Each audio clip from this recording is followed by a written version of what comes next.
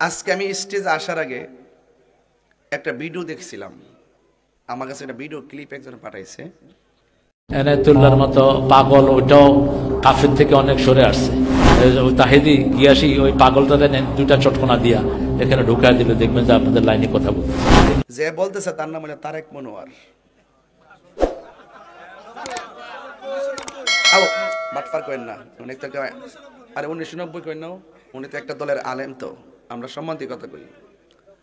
তো উনি ওয়াজের মধ্যে আজকে বলতেছে নতুন ওয়াজ, আগের ওয়াজ না, নতুন ওয়াজ। সে বলতেছে এনায়েতুল্লাহ আব্বাসী অনেক কুফরি টুফরি করছে, এখন বলে ঠিক হইছে।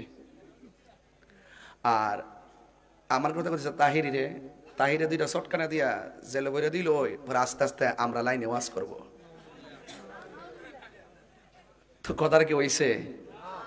তাহলে দেখেন আমাদের বিপরীতে ওরা কত নোংরা ভাষা ইউজ করে। আমরা যখন জবাব দিই তখন তারা অনেক সময় রাগ করে।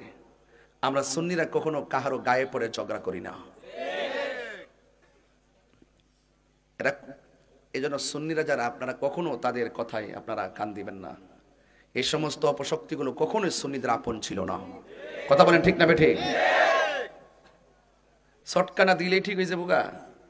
আমার কি চটকানা দিলে জেলে নিয়ে বড়লে, ওই জেলে নিয়ে বড়লে যত ধরনের ডলার এবং বান্ডেল দিলে আমি আমার আদর্শ লড়াইলাম? এটা তোমরা লড়াইতে পারো, সুন্নিরা লড়াইতে পারো না।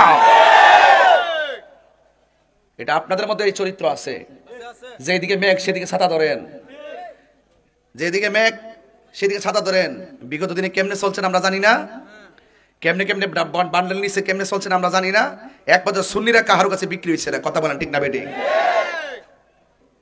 কিন্তু আমার জীবনে কত মিথ্যাবাদী দেখছি আর কত চাপাবাজ দেখছি। এই আমির হামজা সাহেবের মতন আর এই তারেক মনোয়ার সাহেবের মতন এত কাঁচা মিথ্যাবাদী আমার জন্মের পর আমি দেখি নাই। ফুটবল ইংল্যান্ডে গিয়ে লিগে খেলেছে 1990, অত্যন্ত কম বয়স, পয়সা দিয়ে নিয়ে যেত খেলার জন্য, ভালো ইনকাম। শেষে পড়ে দেখি যে পুরোটাই হারাম। ওই টিচার শ্রেষ্ঠ টিচার, আমি অক্সফোর্ডের 3 বার শ্রেষ্ঠ টিচার হয়েছি। আজকে বলে ফেললাম ফট করে, এটা কেউ জানে না, আমার পরিবারও জানে না। অক্সফোর্ডের সিলেবাসে চলে ইংল্যান্ড আমেরিকার স্কুলগুলো, বিশেষ করে ইংল্যান্ডের স্কুল, আমাদের দেশীয় স্কুলগুলো। তো যখন ওরাল টেস্ট, বিভিন্ন টেস্টগুলো স্কুলগুলোতে হয়, ওই নাম্বার চলে যায় অক্সফোর্ডে। অক্সফোর্ডের টিচাররা একটা নাম্বার দেন, এখান থেকে যে টিচার পরীক্ষা নিয়েছে তিনারও নাম্বার যায়, দুটা মিলে গেলে উনি বেস্ট টিচার হয়ে যায়। আমার এটা 3 বার এসেছে বেস্ট টিচার 1990।